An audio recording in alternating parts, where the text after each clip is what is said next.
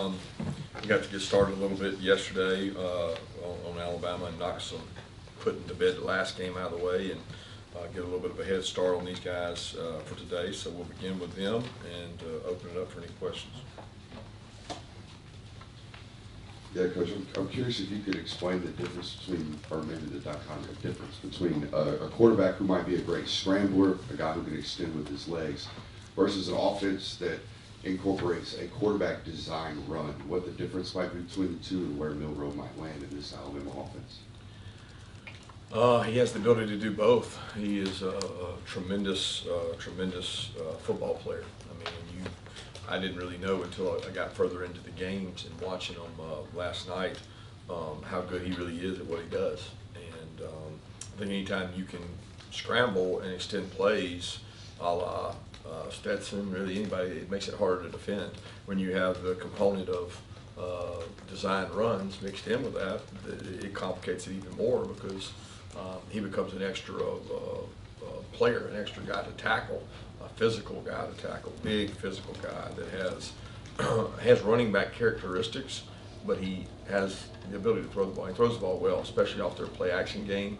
He does a really good job of taking shots and throwing the ball downfield. He sees it well, and they've got a massive offensive line to protect him with. So when you've got the ability to run the ball as a designed run, and then you also can run the ball on your scrambles, it just makes it harder to defend. Kirby, from the perception you had of him to the reality of watching him, is it the long ball success that's had in your mind? You've seen the progression of the year, like, all right, now seeing it on tape, that's one thing I didn't know. Maybe that he had at the beginning of the year that you were focused on now. No, you're focused on the whole package. I mean, you're trying to stop the entire unit, the entire group, as well as, they've got a really good defense and they've got tremendous special teams. There's no areas that you look at and go, ooh, that's a weakness, or ooh, they're not very good. They got really good football players. They're well coached. Their special teams units, you see it pops out on the screen. They got starters all over it. So when you go to the offense and you see Milroe and the leaders they have there, they're really talented. They're really tough. They're sound, and he makes plays. He makes lots of plays. Number one with his athletic ability, but he makes them with his arm as well. Kirby, what stands out to you about Alabama's defense, and are there characteristics with this defense that you're used to seeing with a Kevin Steele defense? Yeah, I mean, size, speed, toughness, aggressiveness, multiple coverages, players that can play multiple positions. The depth across the defensive line is one of the things that pops out at you. They roll guys, and they constantly have fresh guys in there striking, playing blocks, playing with great toughness.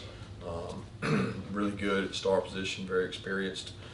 Got two corners that are going to be drafted that are good players, play with great safeties. I mean, they've got an all-around really good defense, but that's what you would expect. I mean, you'd expect nothing less from this group.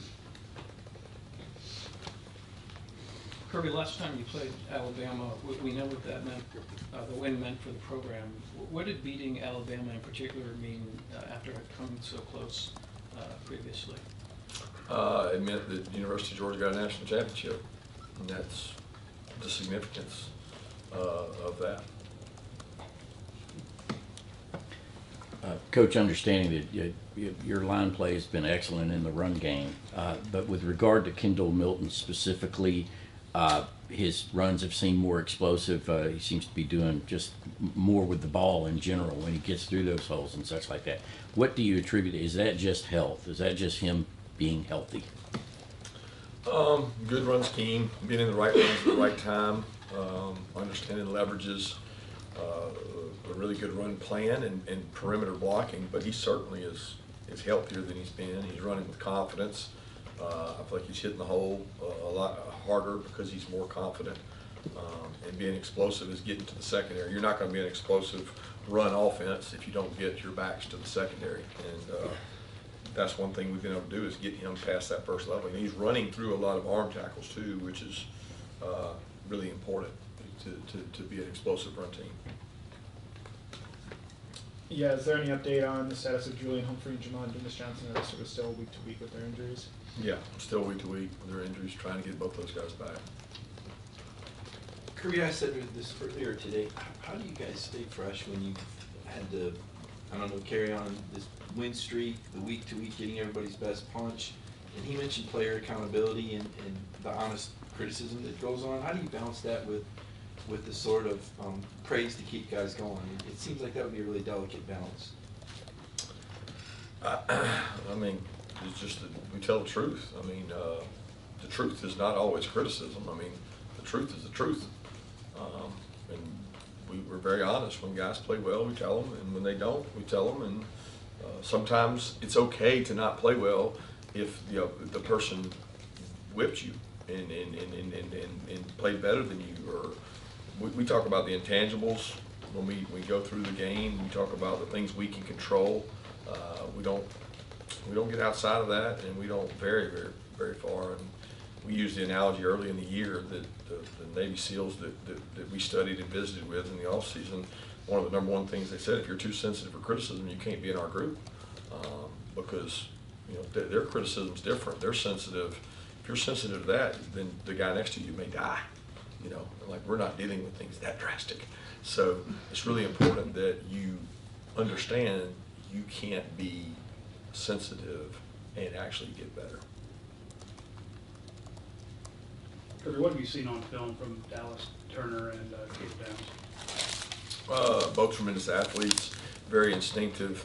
We recruited both those guys. They're passionate about the game of football. They love the game of. They love to play the game of football. And those kind of kids are your favorite kind to coach. They're in there every day with a bright eye. They're taking notes. They love to play the game, and you see that on tape out of both those guys. Both very, very elite football players. Coach, you guys have won as many SEC championships as you have national championships. Just how hard is it to win these games, and does it make you appreciate it even more? Yeah, I have a great appreciation for this game because I grew up an SEC kid, an SEC footprint kid, an SEC player. I've coached most of my career in the SEC, so I have an appreciation for this game and how hard it is to win. I mean, it was no different in my experience in Alabama. We had a year that we won a national championship that we didn't win an SEC championship. So, that's happened a couple times in our conference. It's hard to find that in most conferences. I think it speaks to the depth of our conference. It speaks to how hard it is just to get to the game. I mean, in some ways, I think Alabama and us have been spoiled, and I don't think some kids appreciate. They think it's a rite of passage, and it's not. It's earned, and it's some of the greatest venues, environments that I've been a part of to play in that game. What does this Alabama receiving core do well, and just what challenges do you feel like they're going to present on Saturday? They're athletic, they're fast, they got speed all over the place. They've got some guys that really do well with the vertical balls. Obviously, Milroe throws that deep ball really well. They've got intermediate routes. They got teams that play off of them, and they hit timing routes. They're able to throw quick game and RPOs. Do a really good job of that. Their run after catch has been good, and one of the key contributing factors to explosive plays for them has been if a play breaks down and the timing's not right.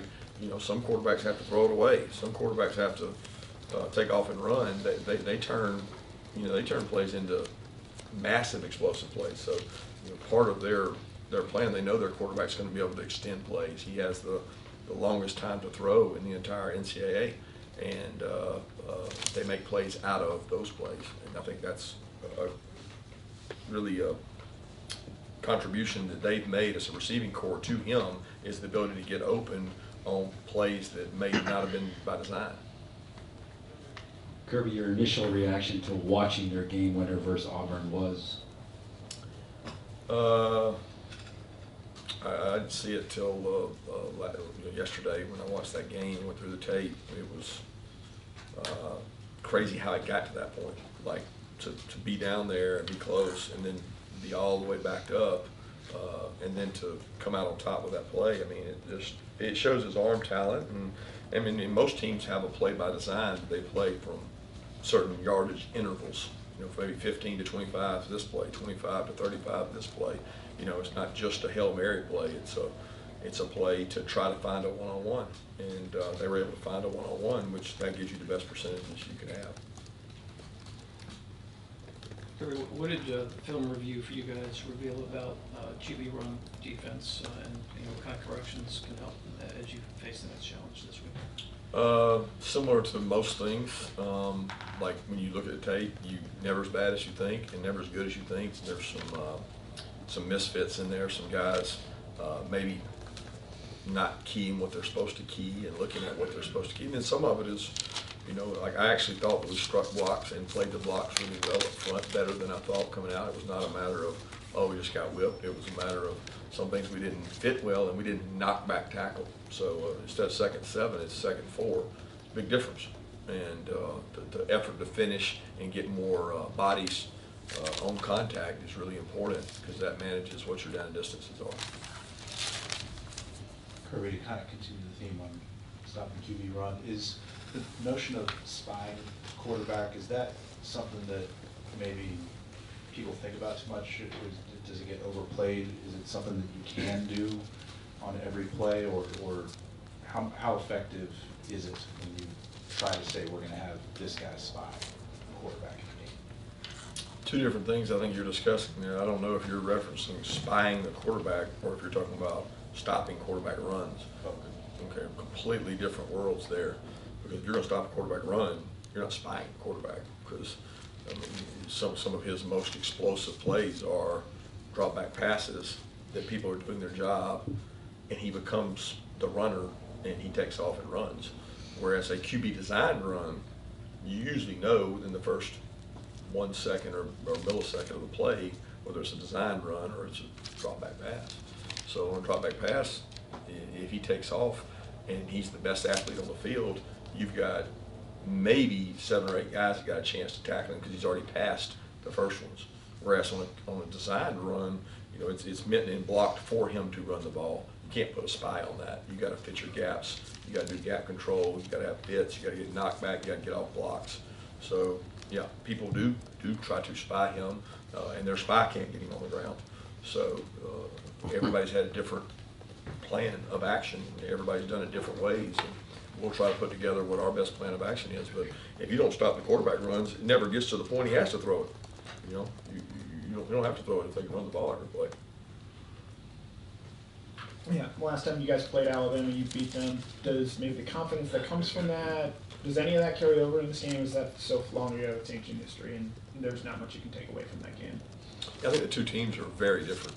When you look at who they were then and who we were then, I don't know that they could be polar opposites in terms of what they do offensively and even us from a standpoint and who we were defensively then. So I don't think the two, not a lot, in college football today, not a lot of players that played in that game are playing in this game. If they did, they were probably a minor role. Kirby, a lot of history and tradition about this game. I think that's why so many people love it. So I'm going to ask you to maybe reflect if you can remember a long time ago. 2009, I think Chuck Dunlap told us that this is only the second time 2 teams have met undefeated in the league in the game. You were the defensive coordinator for Nick Saban, and I think you took down Florida. I think that led to a national title, your first one as an assistant. Can you reflect on that? And then 2, when you were talking about Milroe, are those like Tim Tebow characteristics with the size, the speed, and the running ability? No offense to Tim Tebow, but this guy's different. Tim was, he was just, it was a different running style. Very different running style in terms of what they did and how they did things. This guy's, it's like when I used to ask my sons who they were playing with on the Madden game, and they would say, I'm playing with the Ravens, and I would say, why are you playing with the Ravens? And they would say, they got Lamar Jackson and nobody can tackle him. Well, this guy's a bigger physical version of that. He's playing at a different speed than everybody else when you watch it. That's the way the Madden game was for him. And, the guy throws the ball really well. So the comparison to 2009, I don't know if you're trying to compare that to that or you're just saying, do we remember the game? I remember the game. It was a game for us that we had lost the previous year and felt like we were really close to winning and felt like we were going to have to get over that hurdle. They were the dominant team in the country, I guess, at that time, and they had some really good football players and had a really good coaching staff. And we played a good game that game, and the players all played and believed in themselves, and it was a tremendous venue and game, sure. What have you seen out of C.J. Allen and Raylan Wilson, especially since Jamon has gone down and they've taken on a more significant role in this defense? Yeah, they've grown up. They had to grow up fast, man. I mean, you talk about getting thrown into the fire at Ole Miss, Tennessee, Georgia Tech. They've had to play in 3 games that were really tough physical games. And in prep, each game was different in terms of style. It's not like they've gone this style, this style, this style. They went from Ole Miss to Tennessee to Georgia Tech and 3 completely different offenses to prepare for. And they're young guys. You know, they make mistakes, but they also have a quiet confidence about them. They're good athletes, and they're well coached. So I'm really proud of what they've been able to do, and we need them to play well to get defensive stops. And you know, when you're playing with freshmen at that position, I think anybody in the country will tell you it's a little like playing with a quarterback there. You just don't want to have to play with freshmen there, but they're the guys that are up, and they've done a good job. Kirby, you mentioned the whole right here. Mentioned the whole element of with Milroe, you can do everything right, you can do most things right, and they still find a way to make big plays. How important does that make kind of your next play? Your bad things are going to happen, or adversity is going to strike stuff within the program and your process. How important does it make that element of it, you know, this week for this particular game? Well, it's no more important than it is ever. Like, how could I sit here and say that it's any more important this week than ever? It's every week. It's win the next moment. Certainly that applies to this game, but I would not sit here and say it didn't apply to any of the last 12 games. How you respond to it matters a lot more than what happened. He is going to make plays. I mean, that's a given. You watch every game he's played, he has made plays, and he has an uncanny ability to extend plays, and whether that's, you know, he knows he's getting ready to take off and he's setting you up, he pump fakes, he does a lot of things with the ball that make him hard to defend, but he can make plays, and you know, we're going to make some plays. So you've got to have confidence that you're going to make more than they're going to make. We have time for 2 more questions. Yeah, Coach, a lot of talk about the maturation of Jalen Milroe. I'm curious your thoughts on what you've seen from Tommy Rees in his first year as offensive coordinator there at Alabama. Yeah, I think he's adapting to what he has. You know, people always talk about this team and where they are now. They're playing as good football as anybody in the country. And don't talk to me about playing in Auburn, because I know. So they have played really, really good football, and they've evolved from the start of the year to now. They're not the same team they were in the beginning of the year. Not many are. I mean, we had to figure out who we were and who we were identity-wise and how you're going to use guys. Then guys are out of the offense, guys are in the offense, guys are out of the defense, in the defense, and you evolve. And you know, they're a very talented, really well-coached, good football team that's playing its best football at the end of the year. Regarding Dumas Johnson, I just want to make sure I'm 100% clear on this. His injury, it did require a surgical repair to get him back on the right track. And is there any realistic chance that he's able to come back for this game? He's week to week. Thank you. Appreciate you guys.